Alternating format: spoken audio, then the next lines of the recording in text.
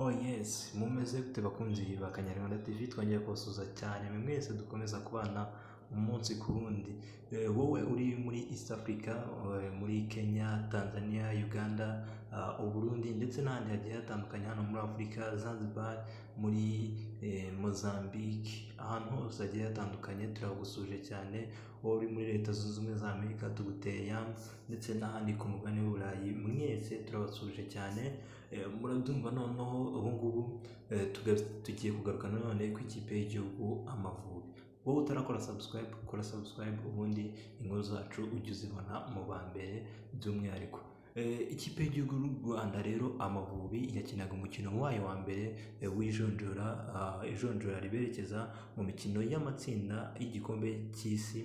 Igikombe cy'isi kigomba kuzabera muri Qatar mu mwaka w'2022. Igihugu cy'u Rwanda rero kije gutsinda ibitego 3-0. Ntabwo byari biherutse, dore yuko ikipe y'igihugu y'u Rwanda yaherukaga gutsinda mu mwaka w'2016 ubwo yanyagiraga ibitego 5 ibirwa bya Île Maurice, ngira ngo benshi murabyibuka cyane. Igihugu cy'u Rwanda rero cyaje kumyagira nanone ibitego 3-0 ibirwa bya Seychelles. Ni umukino utagoye cyane ikipe y'igihugu Amavubi, dore yuko n'ikipe y'igihugu Amavubi ngira ngo byinshi twagiye tubigarukaho, kugera muri Seychelles irushye cyane, byose bimwe mu mpamvu yagendaga itangaza. Gusa mu kibuga ntabwo byaje kugaragara kuko ibifashijwemo n'abasore bayo batatu muri rusange, Muhadjili ndetse na Yannick Mukunzi na Kagere Meddie, nibo baje gufasha ikipe y'igihugu y'u Rwanda kubona intsinzi y'ibitego 3-0. Ikipe y'igihugu y'u Rwanda ngira ngo mbanza ari nabwo bwa mbere itsinze ibitego 3-0 bitari muri Sekafa cyangwa se mu mukino wa gishuti, ahubwo mu mikino ya FIFA cyangwa iya CAF. Mbanza aribwo bwa mbere itsinze ibitego 3-0 ikanabitsindira hanze y'u Rwanda.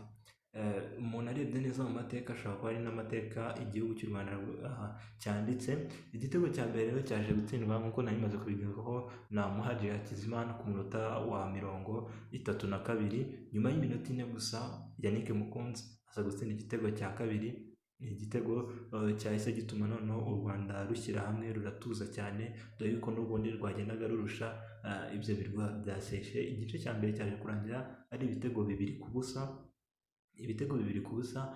Mu gice cya kabiri ikipe y'u Rwanda yaje gukomeza kugenda igerageza gutambaza umupira inakina neza, biza kurangira MK14 Kagere Meddie nawe utajya wiburira atsinda igitego cya gatatu cy'agashinguracumu ku munota wa 82 w'umukino.